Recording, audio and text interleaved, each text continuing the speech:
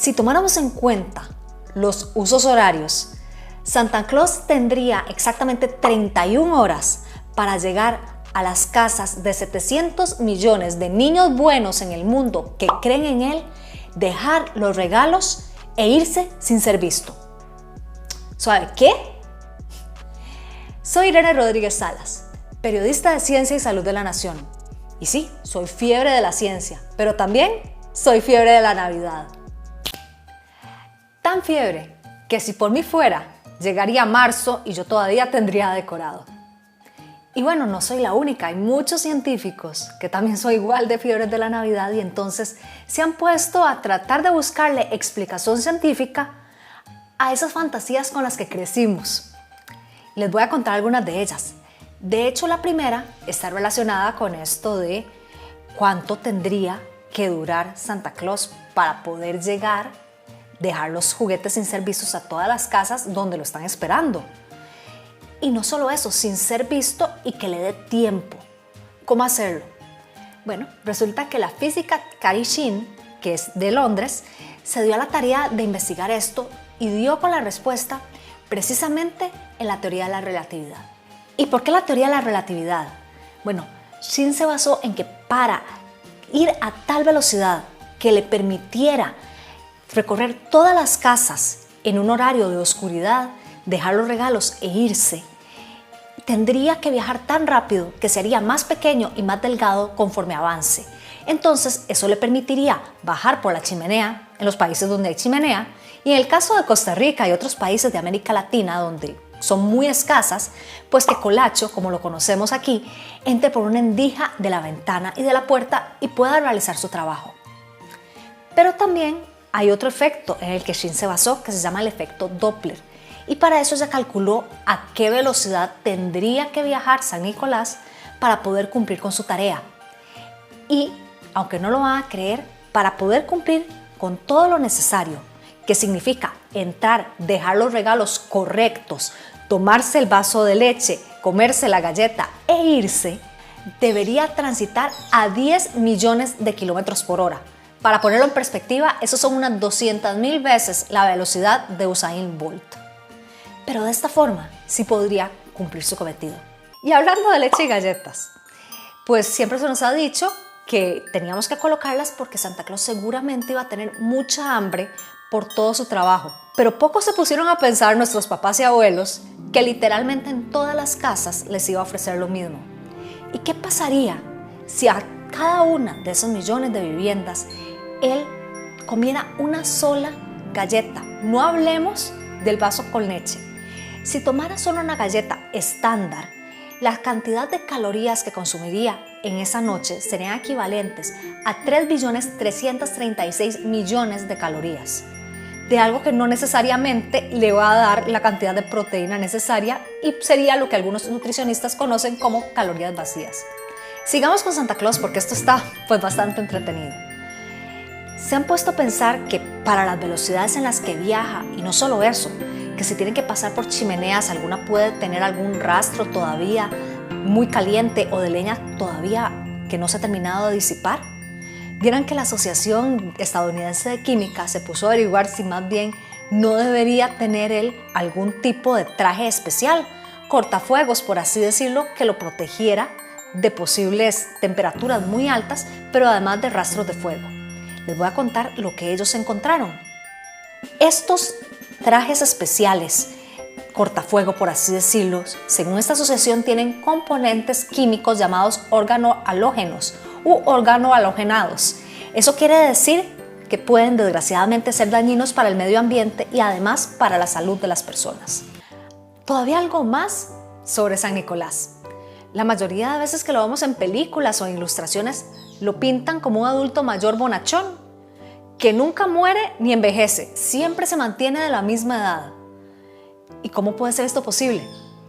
Cary Shinn, la física de la que les hablé anteriormente, que se puso a calcular la velocidad del trineo, también se preguntó eso. Incluso ella cuenta que a sus 7 años escribió una carta a Papá Noel para preguntarle que cómo era posible que nunca envejeciera y se mantuviera de la misma edad. Bueno, que nunca envejeciera más. Y recibió una respuesta. La carta decía magia. Y eso le quedó durante toda su vida. A sus 33 años, ya como física, encontró lo que ella cree que es la respuesta a esa palabra magia.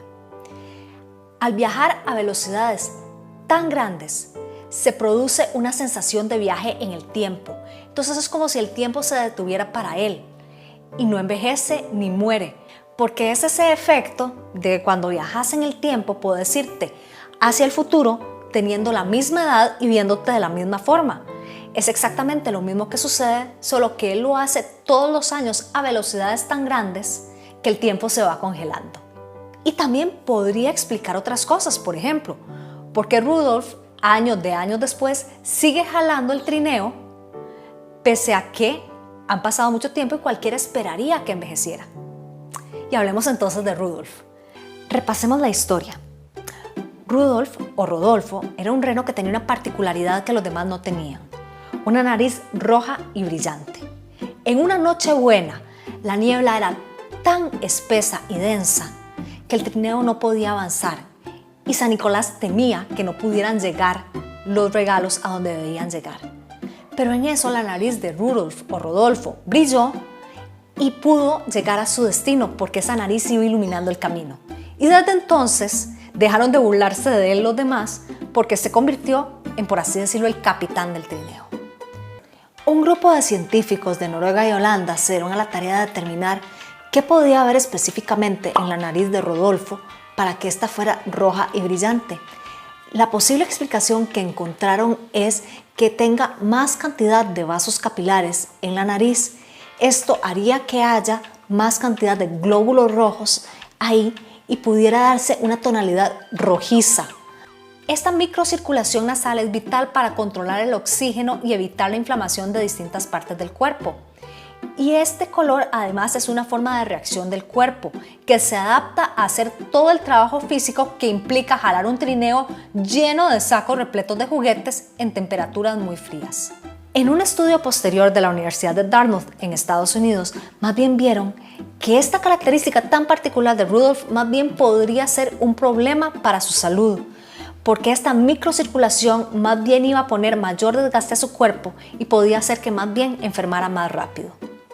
No en todos los países se utiliza el mismo tipo de árbol de Navidad. En algunos, como en Costa Rica, el ciprés marcó la tradición, pero en otros, con temperaturas más frías, se utilizan algunos tipos de pinos. Pero todos tienen la misma característica, son coníferos. Los coníferos son plantas en las cuales las semillas no son llevadas por el viento, sino que se mantienen dentro de conos de protección, de ahí viene su nombre. ¿Qué sucede con estos? El genoma de estos coníferos ha sido tan estable durante los últimos años, y cuando digo últimos años no me refiero a décadas o siglos, ni siquiera miles de años. Los científicos de la revista BMC Biology determinaron que en los últimos 100 millones de años el genoma de estos coníferos había sido sorprendentemente estable, sobre todo cuando se compara con otros tipos de árboles florales o arbustos. Es realmente impresionante, y esta es una de las razones por las cuales no solo tienen una larga vida, sino que también mantienen ese color verde, eso sí, si no se les corta. Pero esta no sería la única razón de las hojas siempre verdes todo el año, siempre y cuando no lo cortemos y lo sembremos en un balde. Es porque la fotosíntesis es clave en este proceso. El estudio, publicado en la revista Nature Communications, determinó que en invierno la luz del sol es absorbida por moléculas de clorofila, pero cuando hace tantísimo frío, esto es muy difícil de poder absorber. La fotosíntesis no puede desarrollarse porque está ocupado en otro tipo de funciones bioquímicas. Entonces se tiene un aparato fotosintético especial que permite que las hojas permanezcan verdes todo el tiempo. Los científicos vieron algo todavía más interesante, y es que este fotosistema 2 alimentaba directamente el fotosistema 1, y esto permitía que los árboles se mantuvieran con hojas siempre verdes, sin importar la temperatura u otras inclemencias del tiempo, como la nieve en los países más fríos. Pero eso no es todo. El científico a cargo del estudio, Pushan Bach, contó que ellos tuvieron que mantener las hojas, estudiarlas directamente en el árbol, porque si las sacaban al laboratorio, tenían que arrancarlas evidentemente, y esto hacía que se perdiera el efecto del siempre verde. Entonces tuvieron que estudiar las hojas de los árboles directamente a metros de altura para poder determinar cómo funcionaba esto, porque de lo contrario la tilacoide no iba a funcionar igual y la fotosíntesis no iba a mantenerse. Soy Irene Rodríguez Salas y ojalá esta Navidad para ustedes esté lleno de mucho paz, amor, gente linda y comida rica. Y si bueno, usted no está viendo esto en diciembre porque lo agarró tarde y lo está viendo en marzo, no se preocupe, de mi parte muy feliz Navidad, que yo voy a estar celebrando todavía. Nos vemos.